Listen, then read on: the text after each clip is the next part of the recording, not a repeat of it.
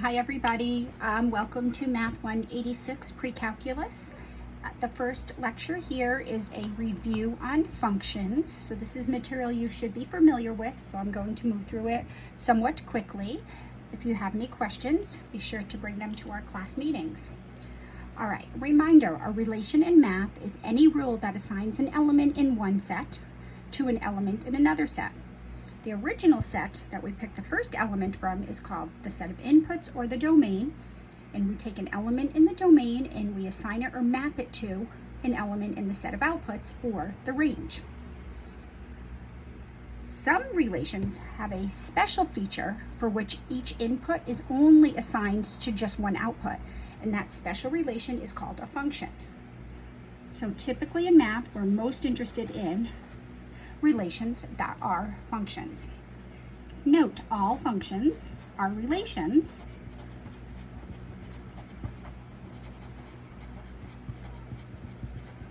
but not all relations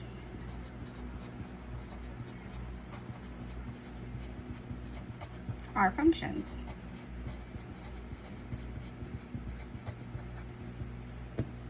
So let's look at the example.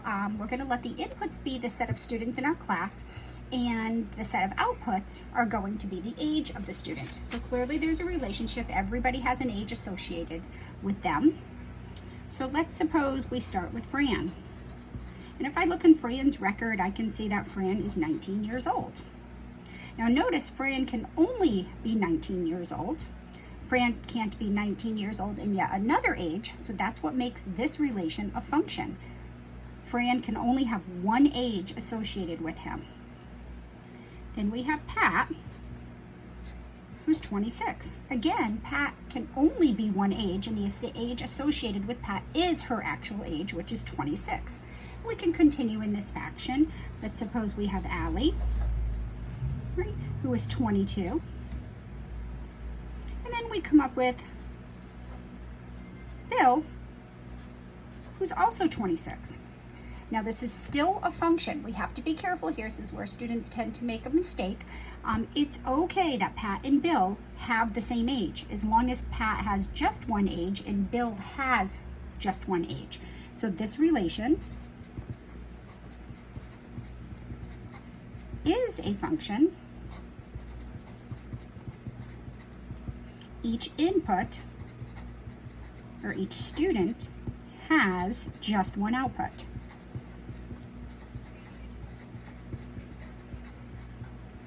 Or each student has just one age. Here, this is okay. In different inputs in functions, different inputs may have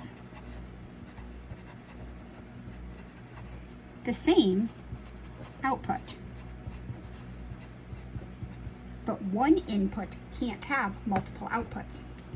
In other words, if I was to list Fran again, Fran can't be assigned to another age as well as 19. The only age that Fran is assigned to is 19. So for a relation to be a function, inputs may not repeat with different outputs, but different inputs may produce the same output, like right here. All right, let's look at another function. Let's look at students in this class and Social Security number. Every student should be assigned a Social Security number, or perhaps we could call it a tax ID number if you don't have an actual Social Security number. Now clearly I'm not going to list this information, but let's just say Sally. And then we have Sally's Social Security number. Now Sally can only have one Social Security number, legally anyway. And then you have Brett, and Brett has a Social Security number. Now can Sally and Brett have the same Social Security number? Again, no, but not legally anyway. So we're talking in terms of the law. Sally and Brett have to have different Social Security numbers. Each one has just one Social Security number.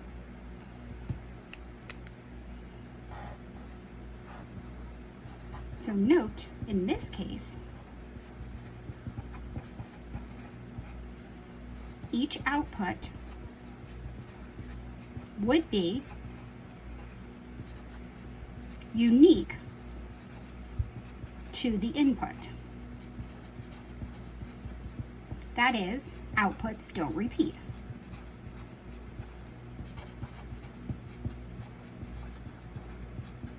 We should not have two different students in this class with the same social security number.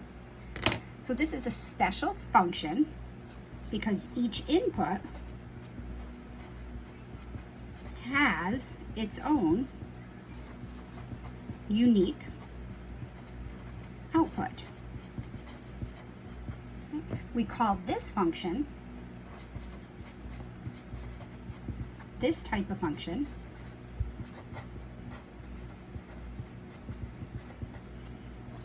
a one-to-one function.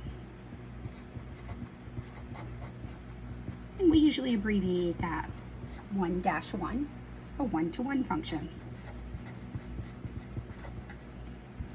Right, one-to-one functions are going to be important or are important to us in math. So hopefully you talked about this in college algebra. In order for a function, do you remember the importance? In order for a function to have an inverse,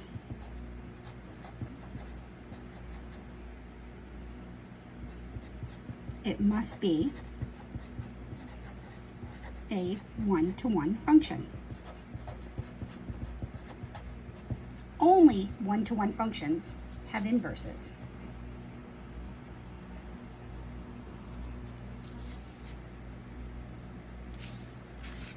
So a one-to-one function is when each input has its own unique output. So just a friendly reminder, graphically, if we can draw the graph of a function, we can see if it's a function, or if we can draw the graph of an equation, we can see if that equation represents a function, if it passes the vertical line test. That is, no matter where we draw a vertical line. So if we look at the graph of this, looks like the graph of y equals x squared. This passes the vertical line test. So I'm going to say vertical line test. I'll abbreviate that VLT. So this first graph is the graph of a function. This is a function. So function, my abbreviation for function is FCN. Now this is a beautiful geometric shape. It's a circle of radius 2.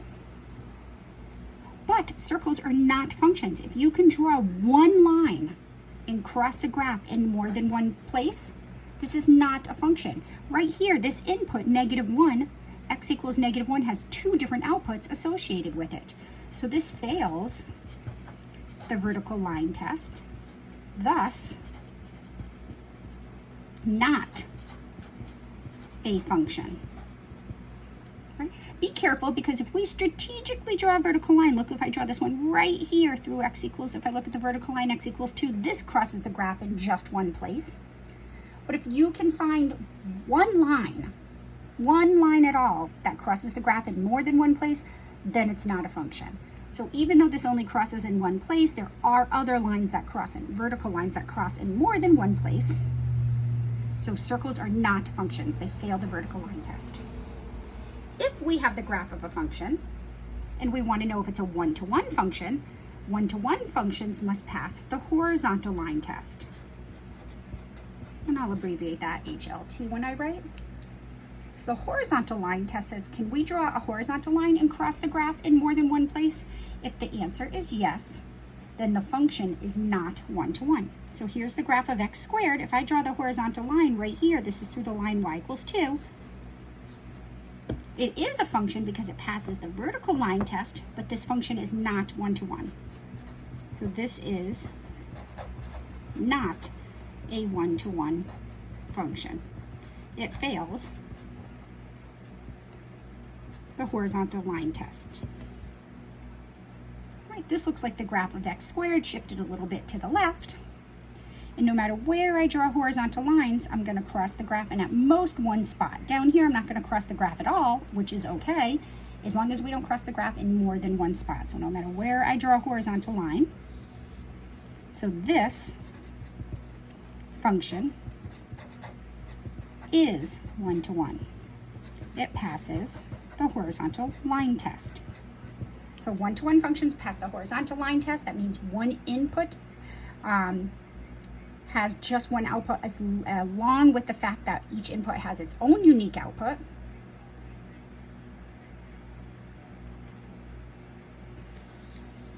So make sure you're familiar with those tests. Let's just talk a little bit about domains and ranges and some basic functions. So y equals x squared is a basic polynomial. All polynomials have domain, all real numbers. Range, well, range is specific to different types of polynomials, and often we look at the graph. So here's the graph of y equals x squared. All right, so the domain of all polynomials is all real numbers.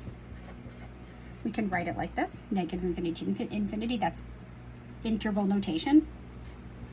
Or often we write it like this in higher level math.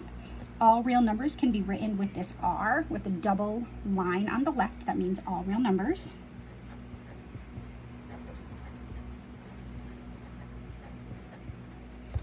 So now notice that's the domain is our allowable set of inputs.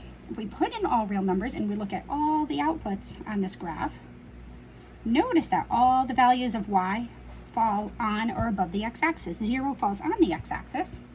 So we would say that the range, or the set of all y's, is, I'm going to use set notation, y, and all my y's are greater than or equal to 0.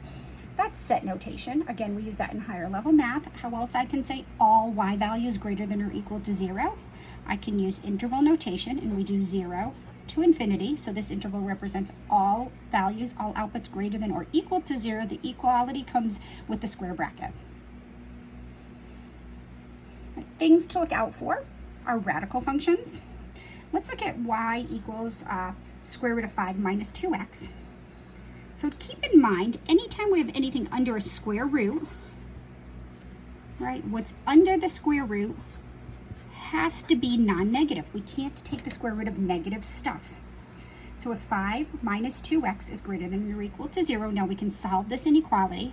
5 must be greater than or equal to 2x. Divide both sides by 2. 5 halves is greater than or equal to x. I like writing it this way. X has to be less than or equal to 5 halves. And if you notice, right here, all my x values are to the left of that point right there. And so you can't really squint and guess what that is. We want to be able to solve it algebraically. So if we solve this algebraically, we can see that all my x values must fall to the left of 5 halves. So the domain here is, well, all numbers to the left of 5 halves. We always write interval notation going from left to right. So if all the way to the left, it goes to the left forever. It would be negative infinity, stops at 5 halves, and we are allowed to put 5 halves in. If we put 5 halves in here, we get 5 minus 2 times 5 halves, which would be 5. 5 minus 5 is 0. The square root of 0 would be 0. In the range, well, sometimes ranges, again, are a little bit trickier than domains. We have to logically think about this, or we can look at the graph. When I put 5 halves in, this is the point 5 halves 0. And if I put any number to the left of 5 halves in, what's going to be under the radical will be positive, and the square root of a positive number is positive. So all my outputs are just like x squared, are all positive. So, or actually I should say non-negative, because 0 is one of my outputs. So the range would be from 0 to infinity, because it's from this point up. All my outputs are on or above the x-axis. Right, now that's square root functions. Anytime you have a square root function, to determine the domain, take the radicand, what's under the radical, and force it to be non-negative and solve the inequality, and that will give you the domain. But that's not true for all radicals. That's only true for radicals with an even index. Remember, the index is the number in the little v part of the radical, right? So if n is even, so we have something under the radical here. If n is even, if you have an even radical, what's under the radical must be positive, non-negative. Sorry, we have to include 0. If n is odd,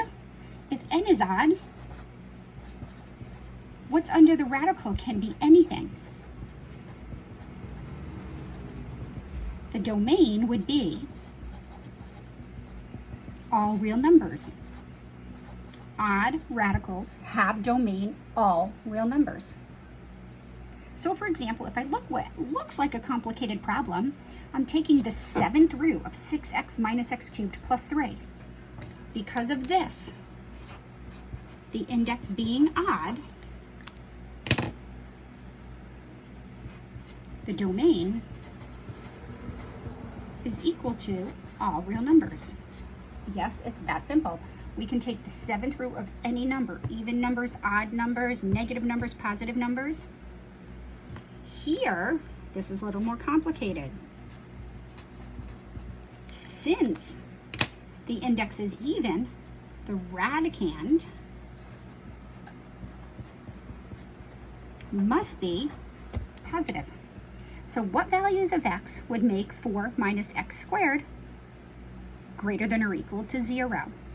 Well, the answer is, now this is algebra, hopefully you did this in your college algebra class, x has to be between -2 and 2. Think about that logically. See if you can deduce this algebraically. So the domain would be from -2 to 2. And if you're not sure, we can go over this in our Zoom meeting. And then the other important type of function, which you should be aware and cautious of evaluating the domain, would be rational functions. A rational function is a function that involves fractions. Typically, we have a polynomial in the numerator and a polynomial in the denominator. Numerators of fractions can take on any value, but where we have to be cautious is the denominator. Denominators cannot be 0. So in other words, 3x plus 12 cannot equal 0. And we can solve this just like we would solve an equality. Subtract 12 from both sides. So 3x cannot equal -12, or x cannot equal -4. So the domain is all numbers. So we typically say all real numbers. Whoops, don't need to repeat myself. Except -4. I don't like writing it that way. I don't like writing that all out. I tend to use set notation. I write the variable and then I describe the variable after the line. So we can say this, it's all x's as long as x doesn't equal -4. These mean the same thing. Often, though, you'll ask to put this in interval notation. So how do we write all numbers except -4? Well, if we look at a number line, and here's -4 on the number line, all numbers except -4 means all the numbers to the left of -4, all the numbers to the right of -4, but not including -4. So graphically, that would be the domain. So interval notation, well, the left arrow means -infinity, the right arrow means positive infinity. So using interval notation, we'd go -infinity to -4. So this represents all numbers to the left of -4. The interval from -4 to infinity represents all numbers to the right of -4. And we connect them with the union symbol. So all these are acceptable answers on paper. If you're doing online homework, you're most likely going to want the interval notation, so this is what you're going to need. All right, so not too tricky. It wasn't hard at all because the the denominator was a linear function. If it's a quadratic function, you would need to factor, so forth and so on. Where things get a little complicated is here we have a radical and we have a denominator. So, first of all, we know that x cannot be -4 from the previous problem, because if we put in -4, that's going to give us the square root of 0 in the denominator. But here we have a radical as well as a fraction. All right, so number 1, 3x plus 12 cannot equal 0. So x cannot equal -4. The denominator cannot be 0. But number 2, 3x plus 12 has to also be greater than 0. And I'm not including 0 because it can't equal 0 because we'd have a 0 in the denominator. So if we solve this, we get 3x greater than negative 12, or x is greater than negative 4. So here, our domain is similar to this, except we have to take out all numbers to the left of negative 4. Because if we put a number to the left of negative 4, we'll be taking the square root of a negative number. If we put negative 5 in here, for example, we'd have negative 15 plus 12 would be taking the square root of negative 3, which is not allowed. So when you have combinations of radicals and fractions, you have to be really super careful that you accommodate both of them. So here the domain is just x greater than negative 4, so it's only the numbers to the right of negative 4. So the domain would be negative 4 to infinity. And always check the endpoints. Negative 4 cannot be an input because that would produce a 0 in the denominator. And that's it. All right, so I'm giving you a whole bunch of problems to do in your to-do, so please check your Blackboard to-do and come to me with lots of questions.